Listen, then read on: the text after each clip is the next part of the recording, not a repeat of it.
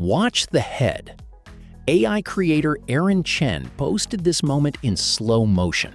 A robot kick landing hard enough to knock the other machine's head loose from its shoulders, and the machine underneath refuses to go down. In the extended cut, the headless robot stands back up and keeps kicking, steering on nothing but the sensors in its chest. The arena is real. Shenzhen, July 16th. Opening night of URKL, a league that puts full-size humanoid robots in a cage, with a championship belt worth about $1.4 million, and the action star Donnie Yen in the front row. Elon Musk shared the clip within a day. And almost everyone who shared it missed the most interesting design decision in that building. 32 teams qualified for this league, from a reported pool of more than 200 applications.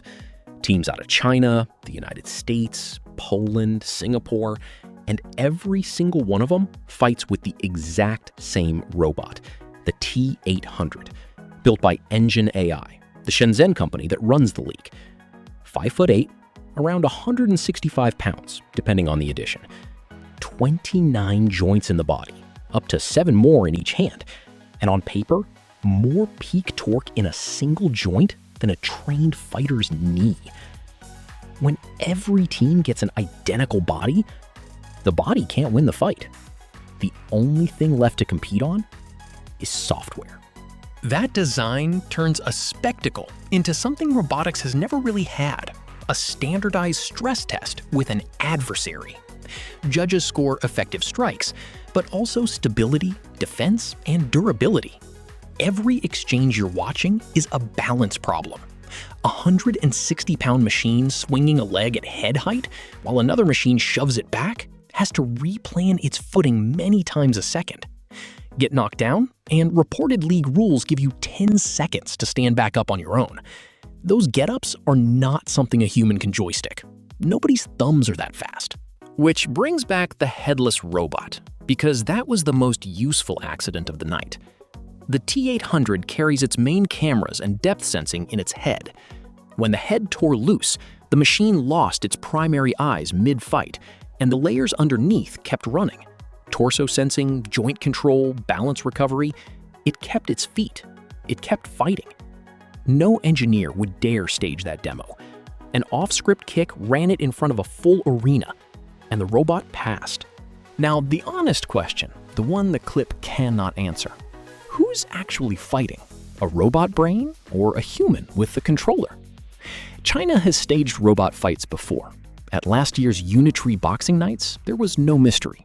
Human pilots steered the robots from outside the ring, and the organizer said so. URKL sells itself differently. EngineAI talks about millisecond-level decision-making and perception under real impact. But it has not published rules pinning down what a human pilot may do during a match. One of the few inside views comes from Brave Mindfighters, a Polish team that placed 4th in qualifying. They trained their software with motion capture cameras and a stuntman, and describe a setup where a pilot makes high-level calls while trained policies run the body. So split the machine in two. The balance, the get-ups, the millisecond reactions have to live on board. The fight-level decisions? Unproven, and possibly human. Until the rulebook is public, this is a software contest with a person somewhere in the loop. And while you're recalibrating, here's the detail almost everyone sharing the clip got wrong. The robot that lost its head won the fight. 5 rounds, judged 3-2. The scoring rewards exactly what that machine did. It absorbed the best strike of the night, stayed in the match, and kept scoring. The white robot owns the highlight. The headless robot owns the win. In this league, durability beats drama, which tells you what it is actually measuring. Keep that same scoring discipline for the biggest claim in the comments, that this means robots are ready to take real jobs. A tornado kick is a motion demo. Work is a different test, and work already has scoreboards.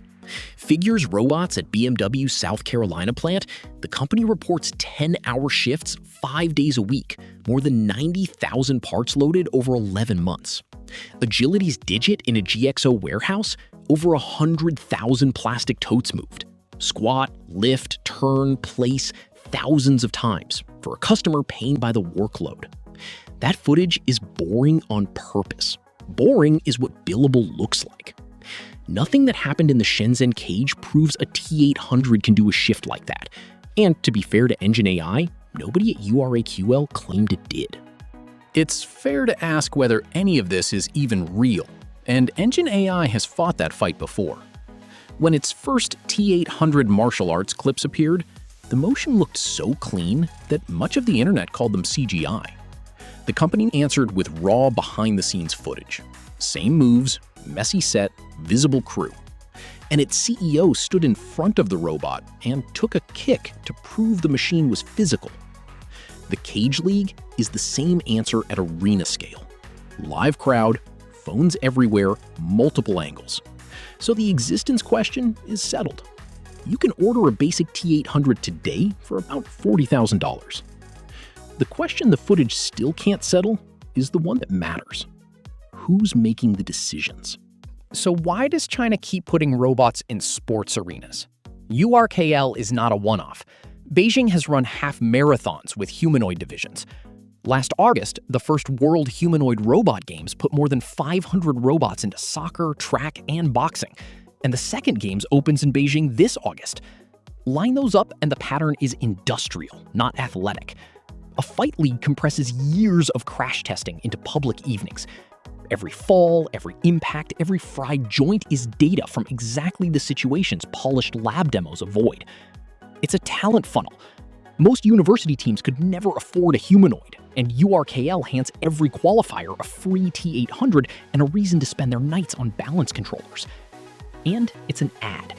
10 days after opening night, EngineAI was already posting factory footage of its first Hainan-built T800 batch shipping worldwide. The fight sells the factory.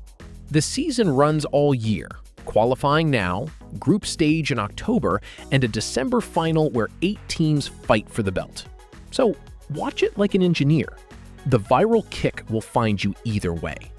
The number that matters is the one nobody clips: how fast the loser gets back up. Balance under attack is the one skill this cage genuinely certifies, and it's the one part of the spectacle with an obvious day job. A robot that can take a tornado kick can take a bumped pallet. The kick gets the views. The getup is the product. And the question to ask every time one of these clips crosses your feed is the one URKL still owes the world on paper. Whose hands are on the controls?